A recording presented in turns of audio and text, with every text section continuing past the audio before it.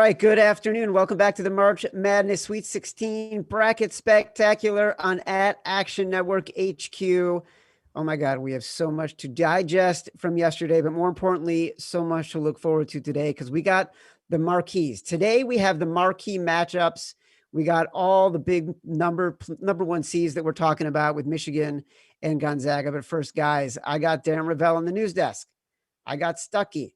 I got Colin Wilson, Arkansas's finest, who had a massive near coronary last night watching Arkansas in the middle of Tulsa, Oklahoma, just down the road from Oral Roberts. Before we get to anything, there's a couple things I want to try. I want to tick off the boxes on. Arkansas is number one. Colin, tell me how you're feeling. Give us a little bit of sort of flavor and color from the night. Yeah, a lot of relief because it took us so long to attack the rim, which was what we needed to do against Oral Roberts. That's two teams in a row, Texas Tech and Oral Roberts, that literally had a chance to end the game and win by one. So, I mean, we're talking high wire emotions here. Just the party that I had here locally was one of those memorable ones that'll be talked about in 10 years where there's side bets going on, tattoo bets going on. There's people setting things on fire. I mean, this is stuff that I did in my teens, and we're living honestly like we're in 1994, 1995 again with me and my friends. And now our next generation of kids get to see how we behaved back then, which is glorious. So great stuff. It was, I felt so bad for you. Look, I want Arkansas to go. I like Arkansas to go to the Final Four. So I wanted them to win that game. Stuck, you were on Oral Roberts from the beginning at plus 11.5. You must have felt really good throughout that game. Listen, Colin tried to talk himself out of this. He doesn't want to get on Musselman's bad side, which I get. You don't want to be on his bad side. If Musselman's listening to this great coach, maybe the best coach in NCAA history. That's what I'm going to say if he's listening. But again, Arkansas down double digits. They're down 12, 14 in the second half. But they came out slow again. So, Colin, we're not betting Arkansas pregame against Baylor. We'll talk about that tomorrow. But I was so torn because the Oral Roberts story, the 15 seed get them to the Elite Eight. But at the end of the day, I was like, all right, I got to get my guy Colin through to the Elite Eight, and Arkansas won. So I was happy that he won. It was a great game. It was the game of the tournament so far, in my opinion. All right. The other thing we got to talk about is, great for Houston, great for Arkansas, great for Oregon State. It's going to be a fascinating matchup in the next round for them. Like great for Baylor. Like all of a sudden they're the team that we all thought was the number one seed that wouldn't make it, that is advancing. There's one thing we got to talk about. Yesterday on the show, Darren reported that a bettor sold a ticket on Prop Swap for Loyola to win the national title. And we all made fun of this bettor, except for Stuckey. That bettor now walked away with $4,700. Clearly people are watching the show because I got tweeted at. Off a $50 bet. $50 to $4,700. Let's reconsider what we thought of yesterday. Darren, do you feel badly that we made fun of that person for selling out at that round? No, because, just based on my bankroll, I would have rolled it anyway, and I wouldn't have felt bad. But you don't know what that person has. It's a $50 bet. It's not a $5,000 bet. So that could have meant a lot to that person. And that's always the hardest thing with reporting these things. You just don't know what the individual has. So if it's the fact that it's a $50 bet, it's not like he might not have had a big bankroll, and good for him. All right, well, listen, you're on the news desk. The only person who said anything nice about this guy selling out was Stuckey. Nice job, Stuckey. Way to be considerate for the people.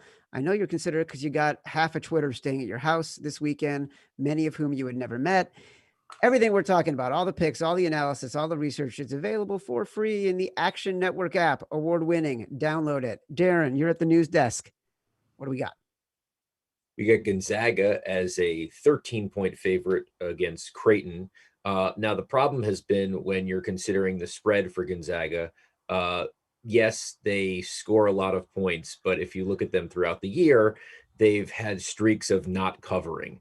So 13 versus Creighton, is that too much? Well, 80% of the money and 72% of the bets at BetMGM are on Gonzaga to cover.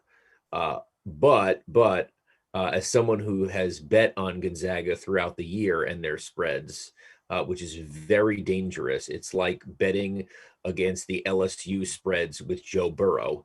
I can tell you that there's going to be there's just a lot of casual money during the tournament, so it's very hard to kind of figure out where to go. So I would say it's the casual bet. Say, of course, Gonzaga is going to cover, but if you look at our Action Network app and you actually go back through the months, you'll see some horrendous non-covers.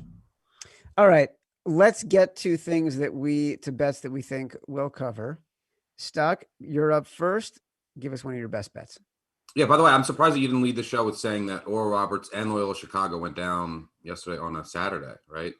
That's true. If they'd been playing on a Sunday, maybe it would have been different. I'm happy for the person that did cash out. I'm just like maybe stunned, shocked, sad that Illinois, our national title, died for that. I know. I honestly, so isn't it weird? I actually do think that sometimes. Like, I think, all right, if my team's going to get beat, then I want the team that beat them to go as far as possible.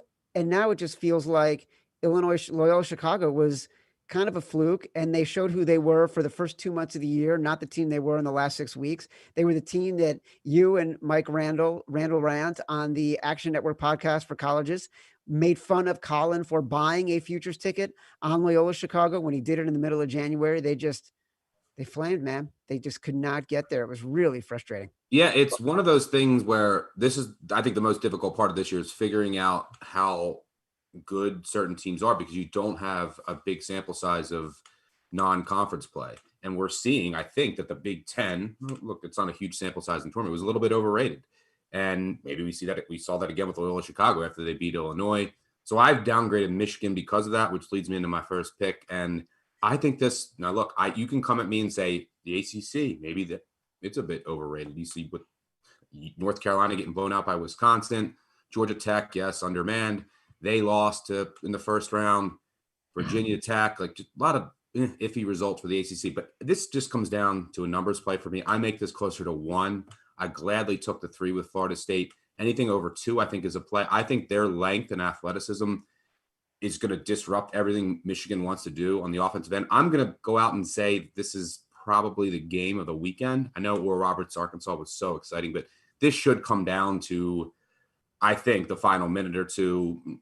Who makes a couple threes here or there. Should be a thrilling game. So I gladly took 3. Anything over 2, I think, is a play here.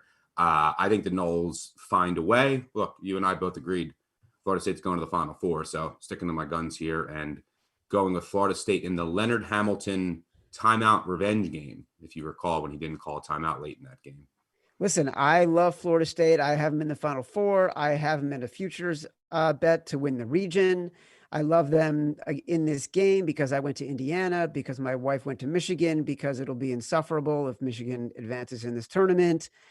Colin Wilson, in your recovery, were you able to think about a bet for today? Yeah, I'm going to go with a conference that we think is hot, and that's the SEC. Alabama and UCLA, I'm going to take the under on that game. And really, if you look at the path that Alabama has gone lately, they're progressively getting slower. So, this game has a team involved in it. It's one of the slowest offenses in the nation, which is UCLA and Mick Cronin. They're outside the top 300 in offensive pace. I think the question is, can they dictate the pace against an Alabama team that wants to get up and down the court, shoot a lot of threes, attack the rim? But if you look at Alabama, the Crimson Tide against Maryland, Iona, Mississippi State, their number of possessions per game has completely dropped. They've allowed those teams to dictate the pace. What was about a 5-game average of 77 possessions has fallen from mid-February to now, has fallen to 69 possessions per game for Alabama. So they have no problems letting the other team offensively dictate how fast it's going to be. And they still have a great defense. The Crimson Tide have one of the best defenses left in the tournament.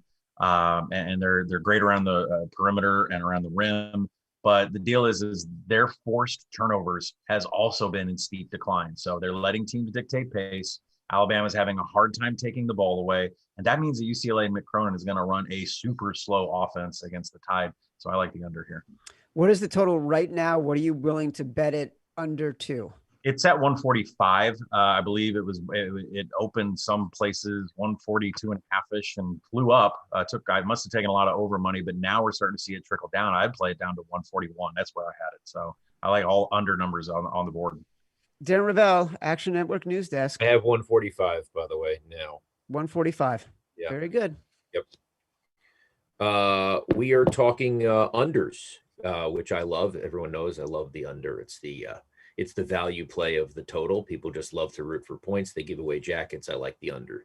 4-0 yesterday. The unders are 32, 21, and 2, 60%. And Michigan FSU is down 2 points. We're at 143 in that game right now. So that is now, of the games today, that's the second lowest under. And of course, obviously, since our show started, Gonzaga Creighton is up 1. So that's gone from 150. Actually, it might be.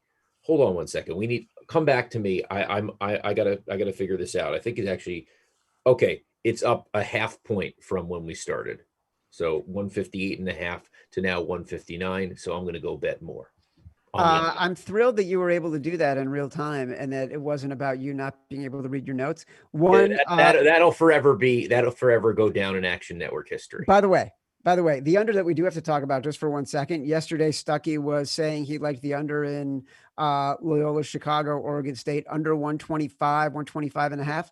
What did the game end? 123. And that was a torrid pace in the last 10 minutes. And by the way, there was 2.9 seconds left when Loyola had the ball and could have easily taken a last second shot that meant nothing from probably a quarter court, not even half court. And the guy for Loyola just dribbled it out. That was a heart in the throat moment. Cause if he shoots it, it's a 3, it goes in.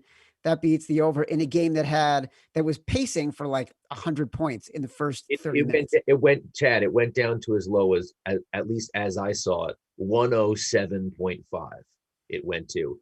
And it just, at the end, it was, as you said, it was incredible because there were people joking on Twitter, basically 10 minutes into the game, congrats to people who had the under. Yeah. And it gets actually close. Stuck. Give me your take. It's never easy with an under. I think I saw 103 live. That I know someone got some live over 103, but yeah, never easy. You easily could have went over. Didn't you take the live over? I saw. I did. Yeah, I was in at 109 after a couple threes, but I know someone that did get some. I think 103 and a half.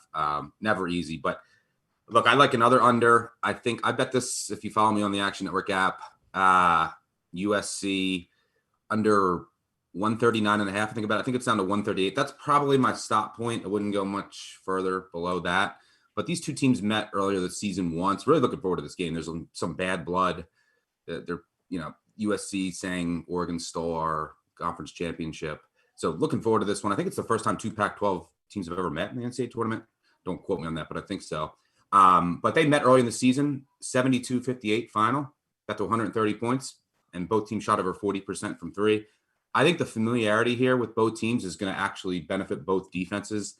Altman is going to have a week to come up with, his press, his zones to try and stop this USC defense, this USC offense, and try and just slow them down before they can get into the interior where they're going to have a big advantage. This USC defense is just excellent.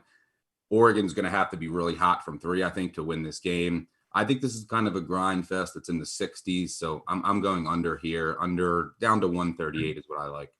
Yeah. What I love about this, and this is it's possible we're going to have 3 Pac-12 teams in the Elite 8 in a conference that everyone had written off, in a conference that had Oregon State and Colorado playing in the finals when these were considered to be probably the 2 best teams. And now we get to see them in an even more intense environment. This is a game that I might even be able to stay up for because I'm so excited about it. Darren's laughing. Colin Wilson, what do you got? Yeah, sticking in this game for a player prop for me, I'm going to point everybody over to the Action Labs player props. This one's in there. Chris Duarte over 1.5 3-pointers. Oregon small ball. They're going to look to score from long distance. They do not want to get into the paint against USC with the size that they have. And one of those shooters is Chris Duarte, who's made a 3-pointer in his last 22 games played. So the over here is at 1.5 for a guy that's made 22 games straight, a 3-pointer. Our Action Labs projects him at 2.2 in our player prop section. And if you look at the recent trending metrics on the Ducks, their firing from 3-point percentage is it's soaring right now. So they're really hot from the perimeter. 5 of the last 6 games, they've had the highest shooting mark, 44% against Iowa, 65% against Oregon State, and 55% against Arizona State. That is some really high marks for shooting threes.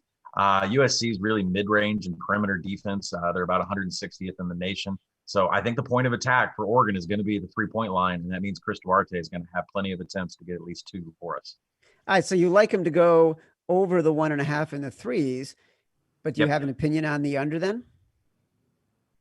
Well, to me, this is really hard to handicap because you have the small ball of Dana Altman going up against one of the biggest teams in the country. And so each team has such a different stylistic clash. I think they're each going to have their own ways. I mean, it's a number that I projected right at the number at 139. So,